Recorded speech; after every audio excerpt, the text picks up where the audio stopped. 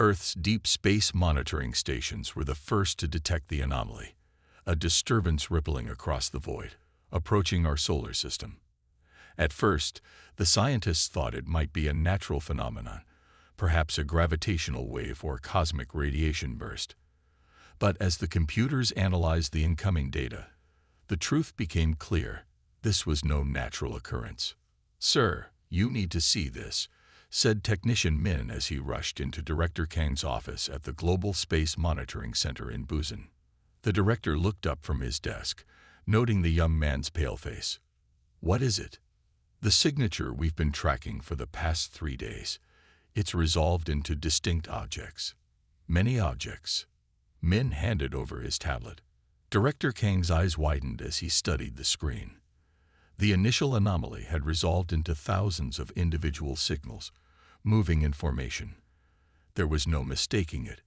This was a fleet of vessels, and they were heading directly for Earth. "How many?" he asked quietly. "Over 1,000 ships that we can identify. The largest ones are." Min swallowed hard. "The largest ones are roughly the size of Manhattan." Within hours, emergency sessions convened in every major capital.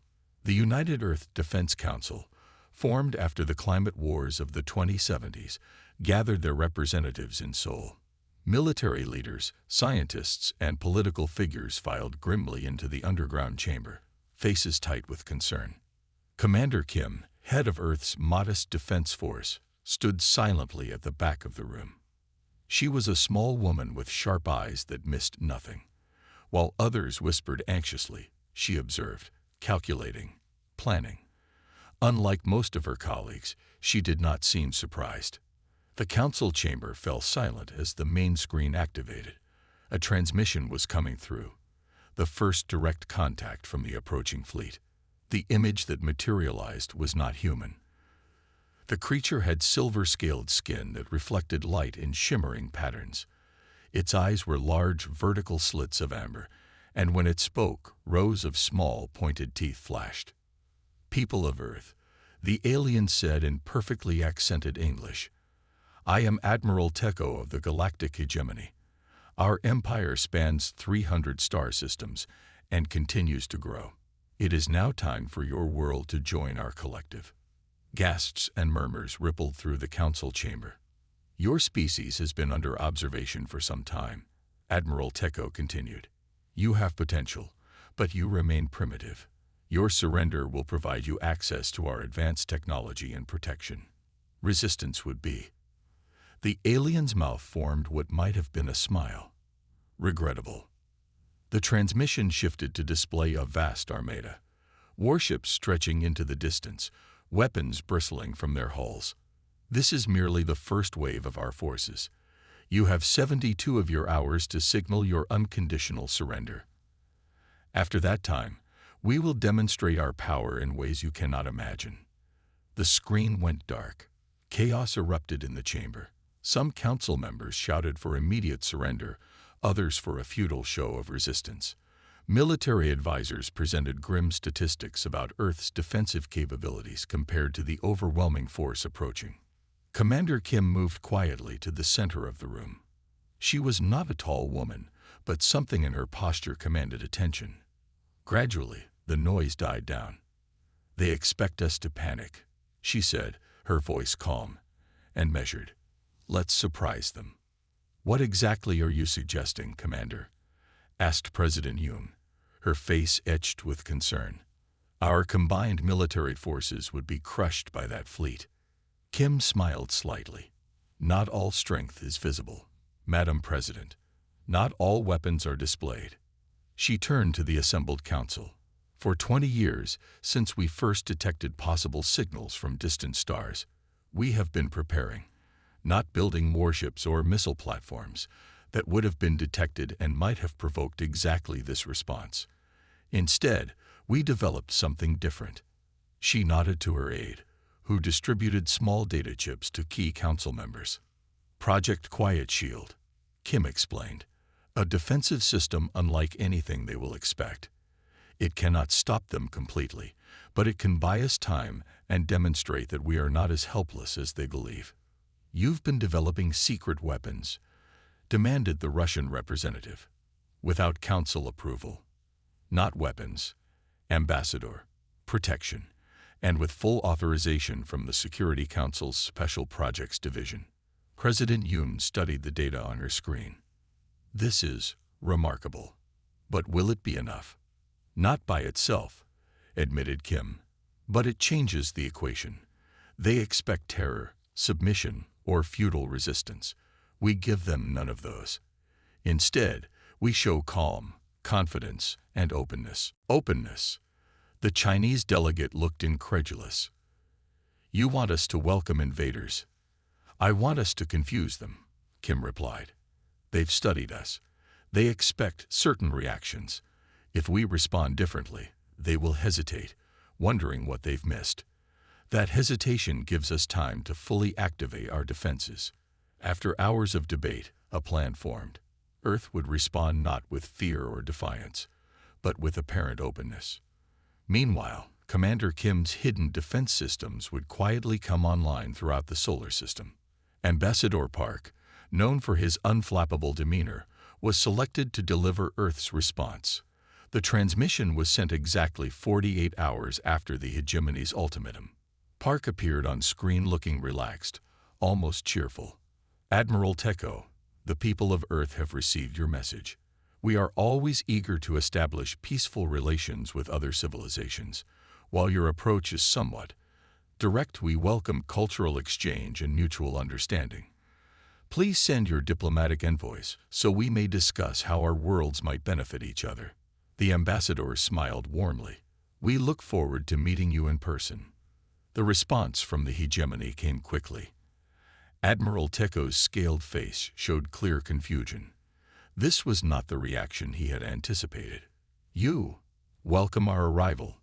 he questioned, mandibles twitching slightly. "Perhaps I was not clear. This is not a negotiation. Your world will join the hegemony as a protectorate territory." Park maintained his pleasant expression. "We understand your position, Admiral. Nevertheless, such matters are best discussed face to face. We have prepared appropriate landing facilities for your diplomatic team at our Singapore spaceport. We have much to learn from each other." As the transmission ended, Commander Kim stood in the control center, watching the exchange. Beside her, General Lee waited for orders. "They're confused," Kim said with quiet satisfaction. "Good. That buys us time." "The deployment?" Lee asked. Kim nodded. "Begin now. Full activation of all stealth platforms. Priority to the outer system defenses first, then working inward. By the time their diplomatic shuttle reaches Earth, I want every component of Quiet Shield operational." "Yes, Commander."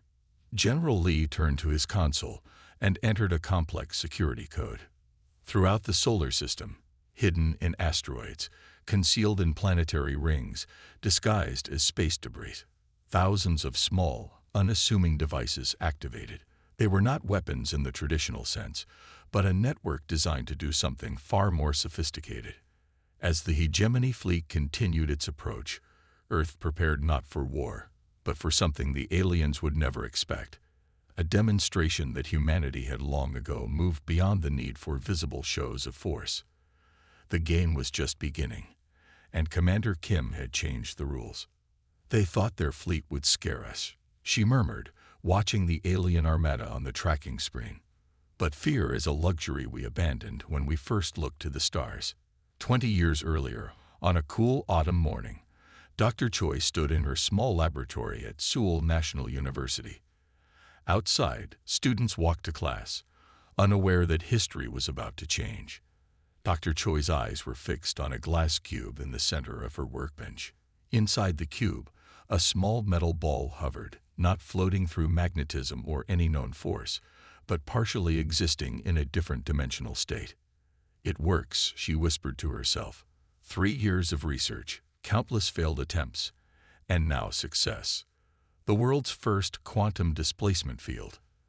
The ball inside the cube was half in our reality, half somewhere else. Dr. Choi had not been looking for a weapon. Her research began as an exploration of theoretical physics, a way to understand how matter might travel between dimensions. What she found instead was a method to partially shift objects out of normal space, making them exist in two places at once.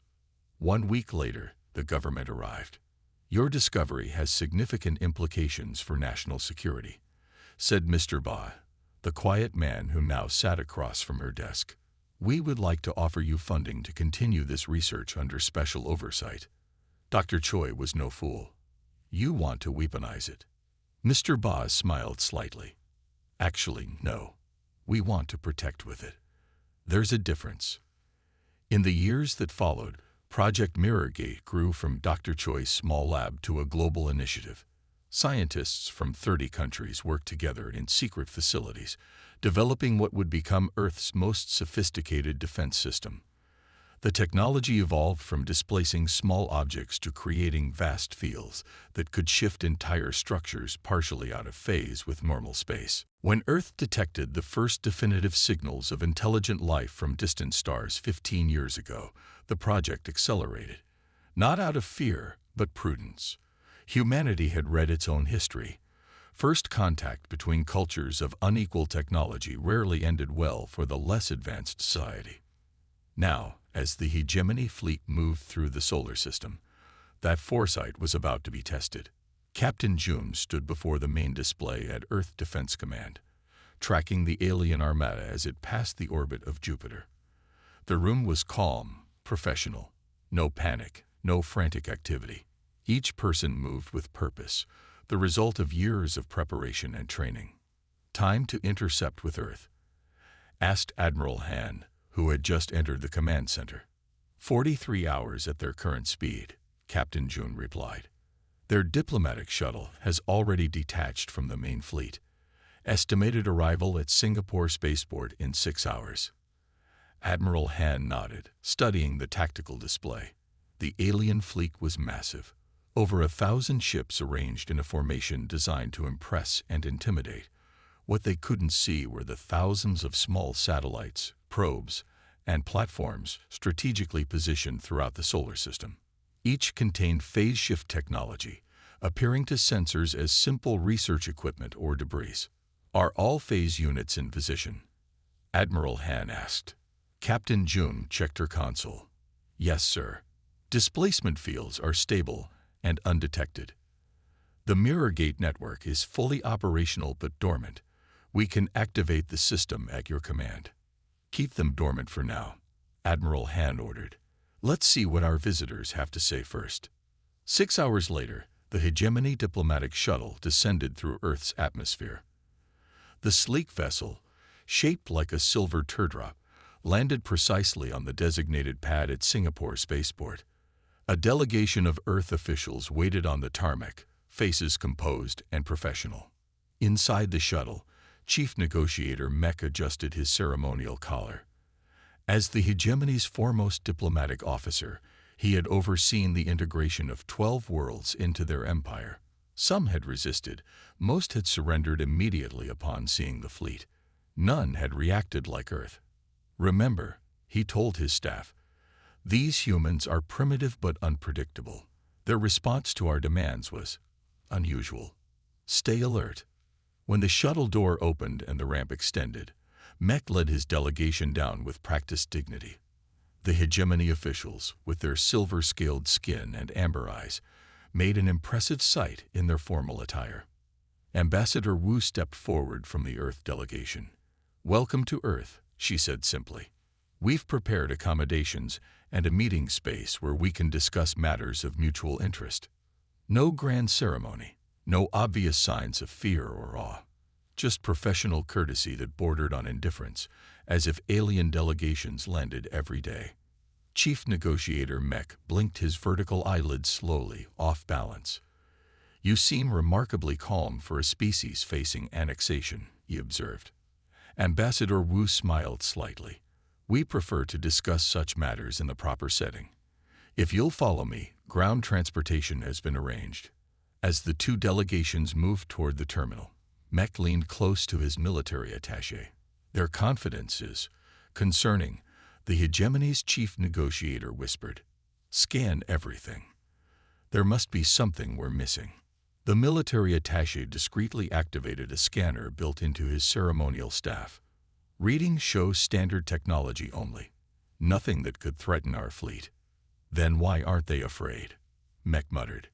The Earth delegation led them to a fleet of sleek electric vehicles. As they drove through Singapore, the aliens looked out at the city with new interest. Clean streets, efficient buildings, people going about their business. And notably, no signs of panic despite the world-changing news of an alien fleet approaching. Your media has reported our arrival. Mech asked Ambassador Wu. Of course, full transparency with our population is important. Yet there is no chaos, no panic in your streets. Ambassador Wu glanced at him with mild surprise. Why would there be? Our people understand that peaceful exchange is our preferred approach.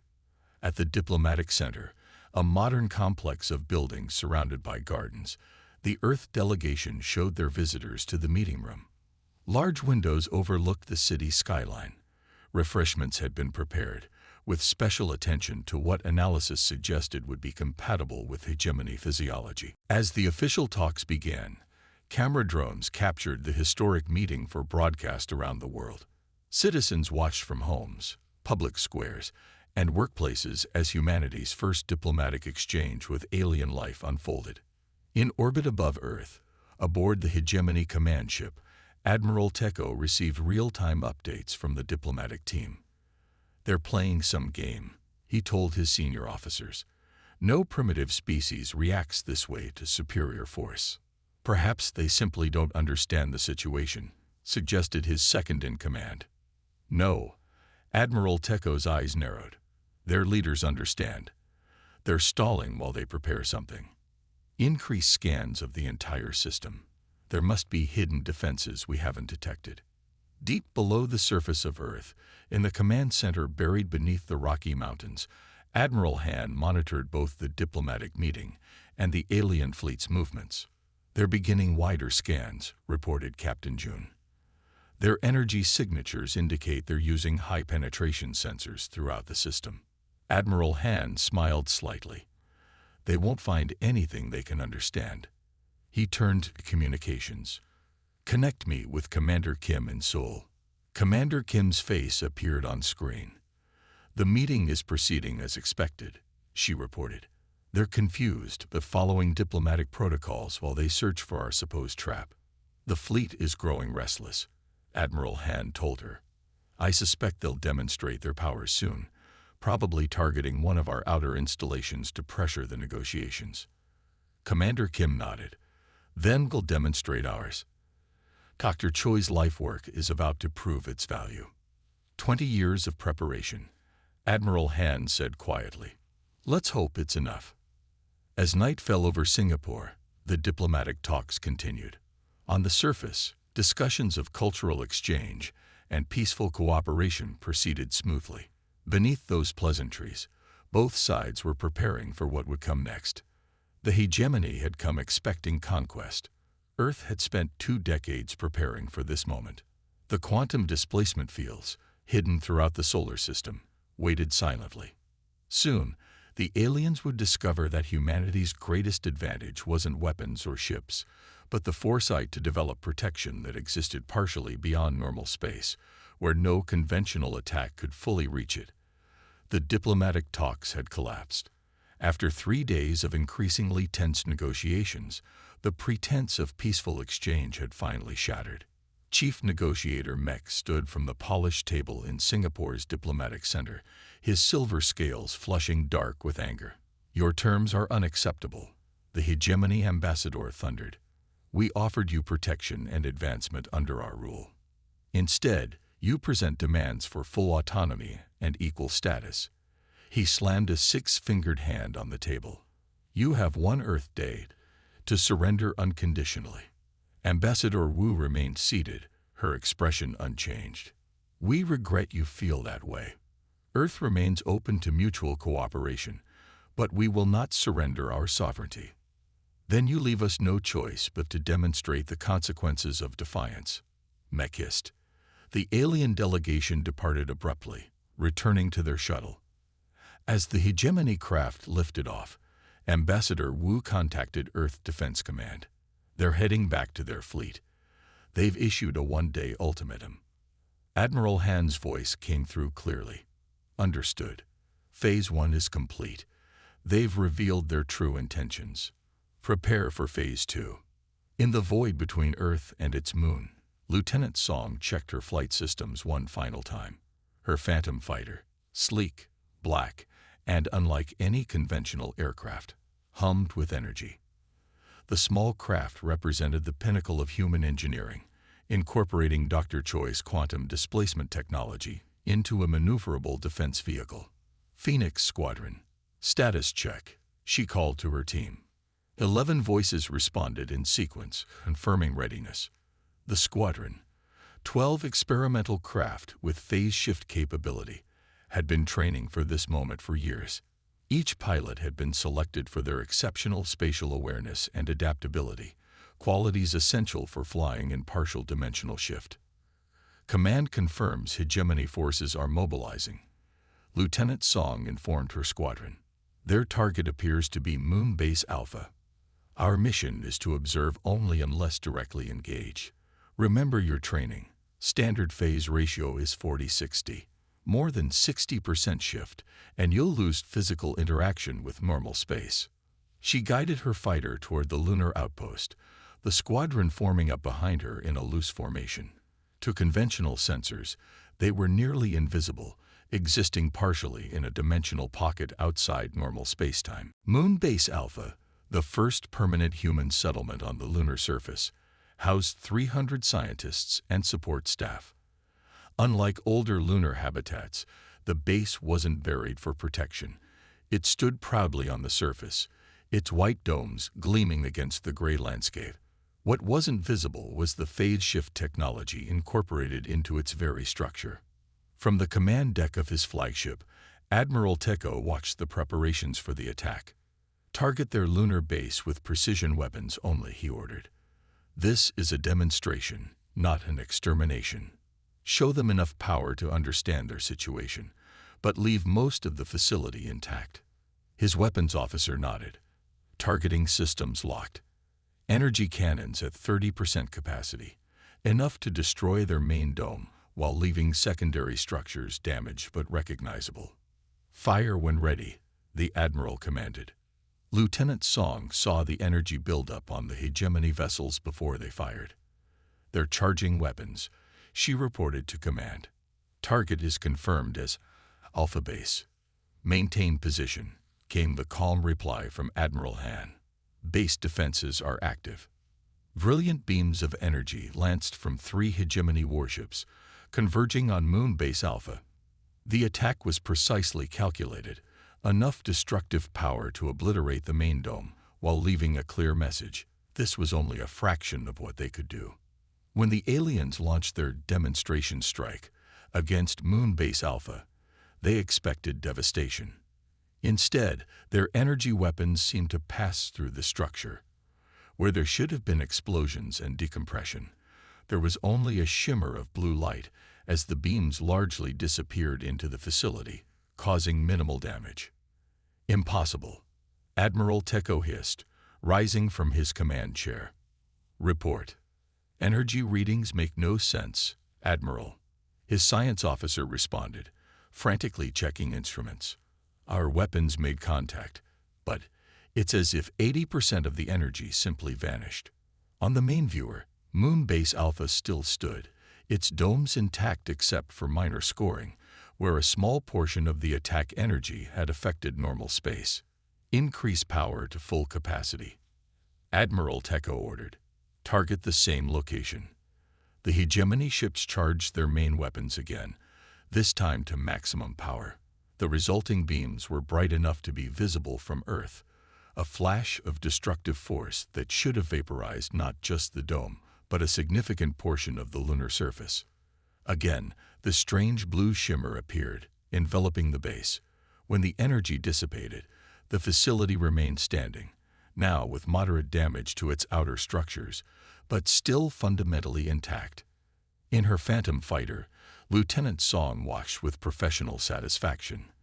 The base's phase shield had performed exactly as designed, shifting the structure partially out of normal spacetime exactly as the energy weapons hit, allowing most of the destructive force to pass through harmlessly. Phoenix Squadron, hold position, she instructed her pilots. Command will determine next steps. Throughout the hegemony fleet, confusion turned to alarm. Sensors were recalibrated, weapons checked and rechecked. Nothing in their experience could explain how a primitive human outpost had survived an attack that could have leveled a small continent. On the command deck of his flagship, Admiral Teko stared at the still-standing lunar base with growing unease. Scan that facility again. What kind of shielding are they using? Sir, his science officer replied, voice tight with tension. The readings indicate it's not fully there. What are you talking about? The Admiral demanded. The base exists partially outside normal space. Our sensors can't fully track it, and our weapons can't fully affect it. This technology is beyond anything we've encountered. Admiral Teko's mandibles clicked rapidly, a sign of extreme agitation. Why didn't we detect this capability earlier? Scan the entire system immediately. Before the scan could begin, a new voice came through on all frequencies. Commander Kim's voice was calm and measured as it reached every ship in the hegemony fleet. Perhaps we should demonstrate our capabilities as well. Throughout the solar system, human vessels shimmered into visibility, emerging from dimensional pockets where they had remained hidden. Not a massive fleet to match the hegemony's numbers, but hundreds of small, advanced craft appearing where sensors had detected nothing. The hegemony tactical officers stared in disbelief at their suddenly useless sensor readings. Ships appeared near Jupiter's moons, in Saturn's rings, near Mars, and in Earth orbit, positions that gave them tactical advantage throughout the solar system. Lieutenant Song received new orders and smiled. Phoenix Squadron, phase shift to 80% visible. Let's introduce ourselves. The 12 Phantom fighters shifted more fully into normal space, becoming clearly visible as they approached the hegemony ships that had attacked the lunar base. Their black hulls absorbed light rather than reflected it, their unusual geometries hinting at technology beyond conventional understanding. On Earth, Admiral Han watched the situation unfold on his command screens. Activate all defense platforms, but maintain defensive posture only. No aggressive actions unless fired upon. Throughout the solar system, hundreds of previously invisible defense platforms shifted partially into normal space. Not weapons platforms as the hegemony might have expected, but phase shift generators capable of extending dimensional displacement fields around any human facility or vessel. Commander Kim opened a direct channel to Admiral Teko's flagship. Admiral, your demonstration has been noted. Allow me to clarify Earth's position. We have no desire for conflict, but as you've now seen, we are not defenseless. Your weapons cannot fully affect what doesn't fully exist in the space they target. On his command deck, Admiral Teko struggled to process the strategic reversal. His overwhelming force advantage had suddenly become questionable. These humans had developed technology his scientists had barely theorized, the ability to exist partially outside normal spacetime. How is this possible? He demanded. Your civilization was assessed as pre-FTL, with conventional weapons and shields only. We chose different development paths, Commander Kim replied simply. While other species built bigger ships and more powerful weapons, we explored the nature of reality itself. What you're seeing isn't the result of aggression or militarization. It began as a scientific project to understand dimensional physics. She paused, letting her words sink in. We welcome peaceful exchange with the hegemony, but not as subjects. The choice between conflict and cooperation remains yours, Admiral. We hope you choose wisely. As the transmission ended, Lieutenant Song led her squadron in a precise formation flight around the hegemony vessels, not threatening, but demonstrating maneuverability and control that would be impossible for conventional craft. The gambit had worked. Earth had revealed just enough of its true capabilities to change the equation without showing everything. The next move belonged to the hegemony, But for the first time since their arrival, the aliens faced uncertainty. For 6 hours after Earth's demonstration of the phase shift technology, tense silence hung over the solar system. The hegemony fleet maintained position, weapons charged but not firing. Earth's defensive platforms remained visible, a clear message that humanity had more capabilities than the aliens had expected. On the bridge of his flagship, Admiral Tycho paced, his silver scales shifting color with his changing emotions. His tactical officers waited for orders, while the science team frantically analyzed the human technology. "It's impossible," said Chief Scientist Dara, looking up from her instruments. "They've somehow managed to create stable partial dimensional shifts, objects existing in 2 states simultaneously. Can we counter it?" demanded the Admiral. "Not with our current weapons," Dara admitted. "Energy attacks pass mostly through their shifted state. Physical projectiles would be equally ineffective." Admiral Tycho stopped pacing. His empire had conquered 300 worlds. Never had they faced technology like this. His mandibles clicked as he came to a decision. "Prepare all ships for coordinated attack," he ordered. "Target their major cities.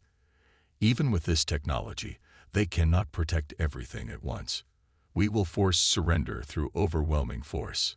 The command went out to the entire hegemony fleet. 1,000 warships began repositioning, spreading out to target Earth's most populated areas. In Earth Defense Command, Admiral Han watched the alien fleet's movements on the tactical display. "They're preparing for a full-scale attack," reported Captain June. "Multiple target solutions forming.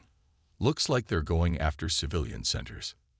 Admiral Han nodded grimly. "They leave us no choice. Initiate Operation Mirror Break. Authorization code: Choi Prime 73. Captain June entered the code, then looked up. "Sir, are you certain?" "Once activated, we cannot recall the operation." "They've made their decision," Admiral Han said quietly. "Now we make ours." Throughout the solar system, Earth's response began. It was not what anyone watching would have expected, not massive weapons firing or shields raising. Instead, phase shift generators throughout human space activated in a perfectly coordinated sequence. In orbit around Mars, Lieutenant Song received new orders. "Phoenix Squadron, shift ratio to 3070 and prepare for insertion." She took a deep breath, checking her instruments one final time. What they were about to attempt had only been done in simulations until now. "Remember your training," she told her pilots. 30% normal space is the minimum needed for physical interaction. Target propulsion and weapons systems only. She paused, then added, "This isn't about revenge.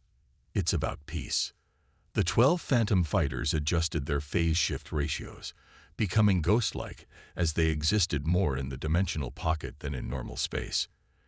In this state, they could pass through solid matter that existed fully in normal space, like the hulls of hegemony warships. Earth's response was precise and overwhelming. Phase shift vessels materialized inside the hegemony formation, targeting engines and weapon systems with surgical precision. The Phantoms weren't alone. Smaller drones had also shifted, appearing inside key vessels throughout the alien fleet. Lieutenant Song led her squadron directly to the alien flagship, the massive vessel at the center of the hegemony formation. "Remember," she transmitted to her pilots, "disable, don't destroy."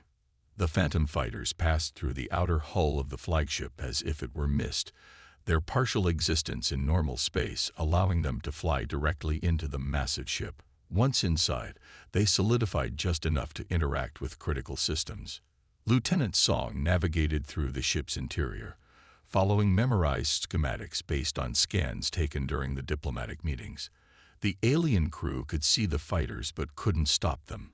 Energy weapons passed harmlessly through the phase-shifted vessels, while the Phantoms could still affect solid matter when they chose to. "Engine control located," she reported, guiding her fighter into a massive chamber, targeting power distribution nodes.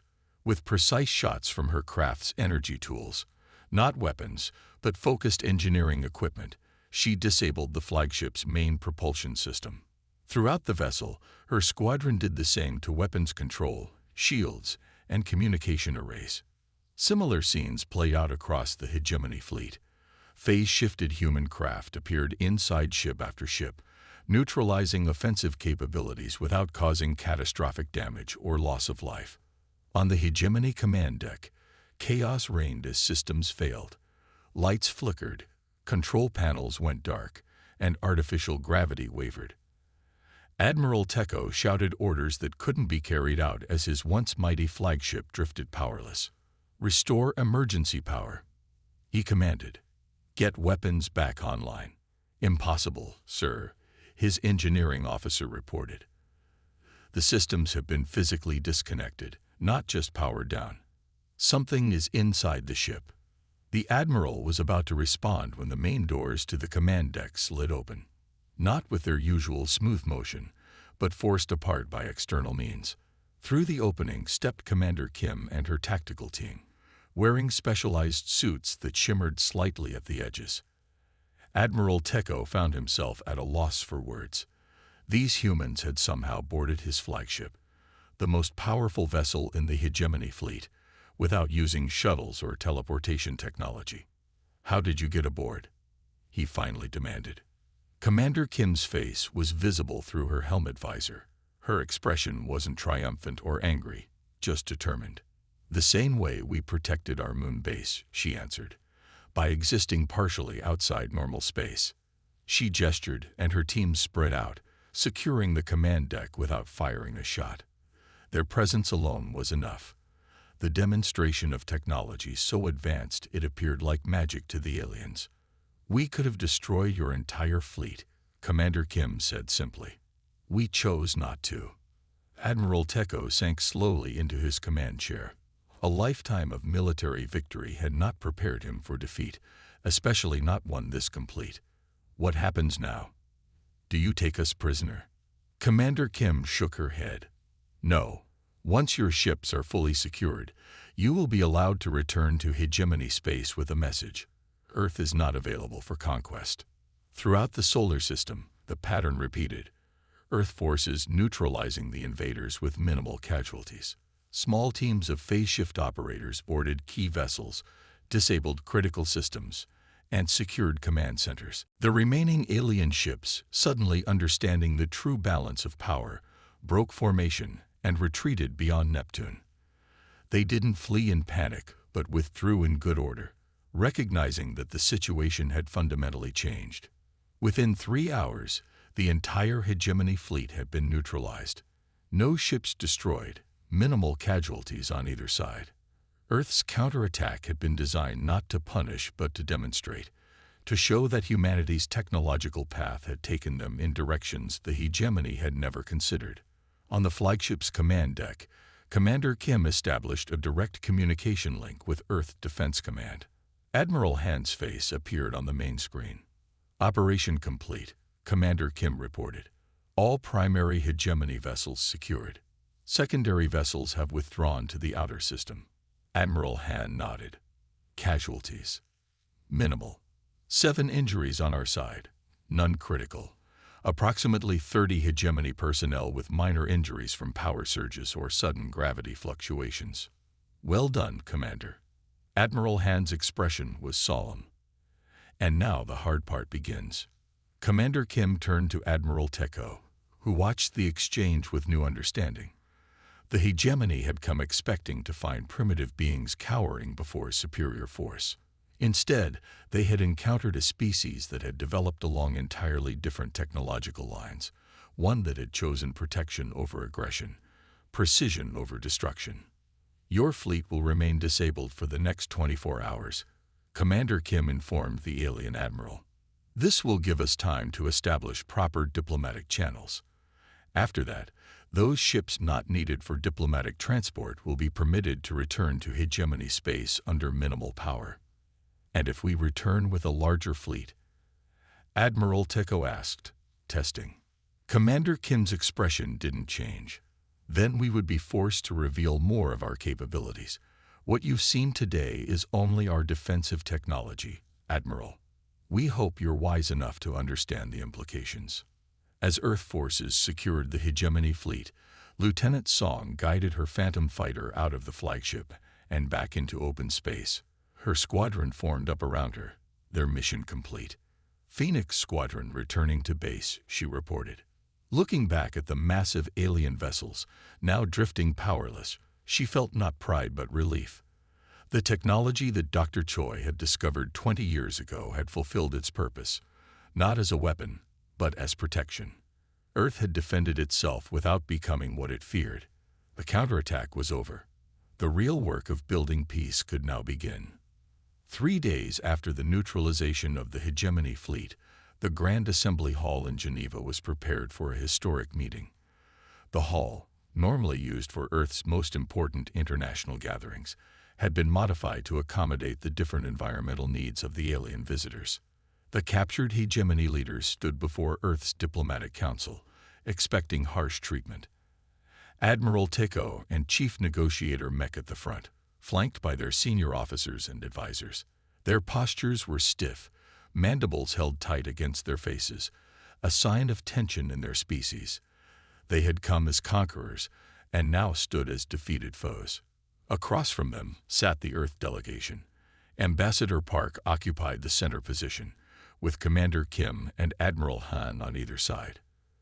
Dr. Choi sat nearby, her small frame belying her importance to this moment in history. The hall was silent as Ambassador Park rose to speak. Cameras broadcast the proceedings to every corner of Earth and to the hegemony ships still in the solar system. Representatives of the Galactic Hegemony, Park began, his voice calm and measured. Today marks a turning point in our relationship. When you arrived, you offered us a simple choice, submission or destruction. We now present you with a different choice. The aliens shifted uneasily, waiting for demands of reparations or surrender terms. We offer peace, said Ambassador Park, surprising the aliens with Earth's terms. Not subjugation, not revenge, just recognition of our sovereignty. Murmurs rippled through the hegemony delegation. Chief Negotiator Mech leaned forward, his vertical pupils narrowing. Peace. After we threatened your world, what conditions do you attach to this? Peace. 3 conditions only, Ambassador Park replied. First, the hegemony will recognize Earth and the Sol system as sovereign territory, not subject to your empire's rule. Second, you will establish proper diplomatic relations with us as equals. Third, you will not interfere with any other species we may contact in the future. The terms were far more lenient than expected. No demands for technology transfer, no territorial concessions, no punitive measures. And in exchange, Admiral Teko asked suspiciously, in exchange, we offer knowledge, Ambassador Park said, gesturing to Dr. Choi. The elderly scientist rose from her seat and approached the central display. With a few taps on her tablet, she brought up complex equations and diagrams. This is the basic framework of phase shift technology, she explained, her voice soft but clear. What you witnessed in our defense of Earth is only one application of quantum displacement theory. The hegemony science officers leaned forward, their attention fixed on the display. Even to less technical eyes, the elegance of the equations was apparent. Dr. Choi continued, this science has applications far beyond warfare, she explained. We developed it for defense, but it could revolutionize space travel, resource gathering, even medical technology. She brought up new images, conceptual designs for ships that could travel partly in dimensional pockets, reducing friction and allowing speeds impossible in normal space. Medical devices that could phase into a body to repair damage without surgery.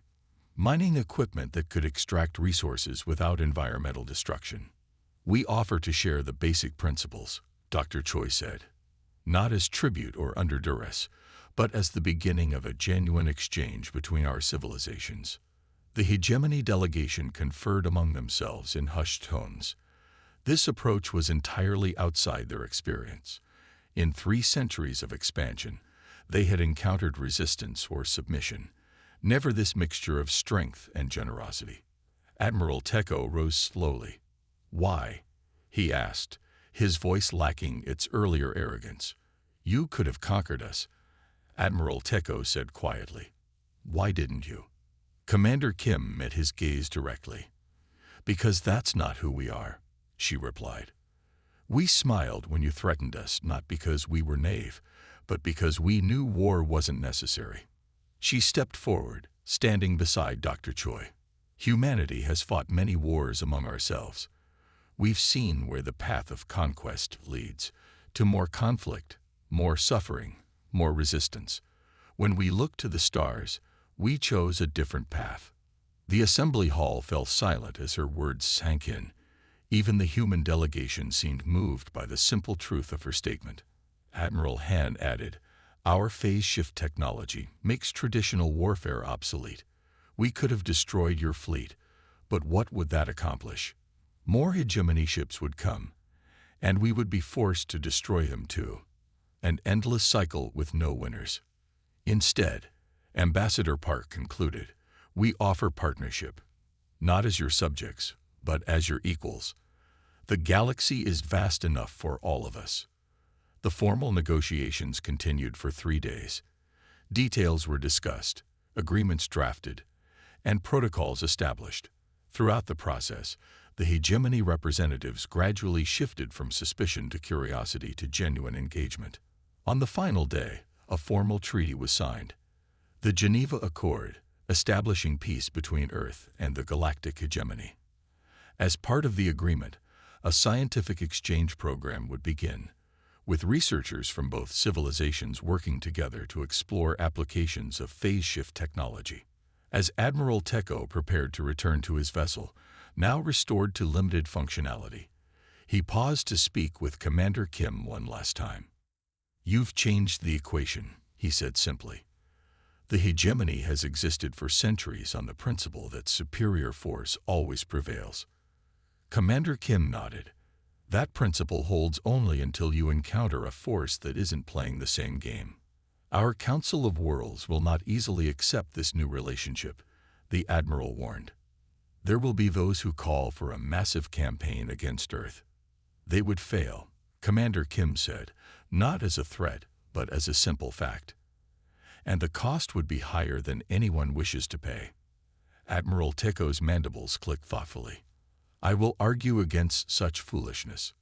Your demonstration was sufficient." 2 weeks later, the majority of the hegemony fleet departed the solar system. Only a small diplomatic contingent remained, housed in a newly constructed embassy in Kenya. Earth began preparing its own diplomatic mission to visit the hegemony's capital world. As news spread throughout the hegemony territories, other subjugated species began to question the empire they had feared for centuries. Reports reached Earth of worlds requesting new terms, inspired by humanity's stand. The ripples of change spread outward, challenging centuries of imperial expansion. 6 months after first contact, Dr. Choi stood in her laboratory at Seoul National University, now expanded and filled with both human and hegemony researchers. On her workbench sat the original glass cube where she had first demonstrated quantum displacement, now a historic artifact. Beside her stood a young hegemony scientist, his silver scales gleaming under the laboratory lights. "Your discovery changed everything," he said, studying the cube. "Not just for your world, but for ours too." Dr. Choi smiled gently. "Science should unite, not divide. That was always the purpose." On the other side of the solar system, Lieutenant Song piloted a new vessel, larger than her Phantom fighter, designed for exploration rather than defense. Her mission: to chart the edges of nearby star systems, humanity's first steps into the wider galaxy. "Phase shift stable at 4060, she reported. "Ready for jump to Proxima Centauri." In the Geneva Assembly Hall, now permanently modified to host representatives from multiple species, Ambassador Park addressed the expanded diplomatic council. Representatives from 3 previously subjugated worlds had arrived, seeking alliances with Earth separate from their hegemony ties. "We welcome you as equals," Park told them. "Earth seeks neither subjects nor servants, only partners in exploration and growth." Earth established itself as something new in galactic politics, a power that prevailed not through conquest, but through preparation, restraint, and the quiet confidence of those who know their own strength. Commander Kim, watching from the back of the hall, thought about the journey that had brought them here. When humanity first looked to the stars, they had seen not territory to claim but mysteries to understand. That perspective had led them to develop technology that made traditional conquest obsolete. When the hegemony arrived with their massive fleet, expecting fear and submission, humanity had simply smiled, not from naivety, but from knowledge. They had prepared not for war, but for something better. And in doing so, they had changed not just their own future, but the future of countless worlds throughout the galaxy.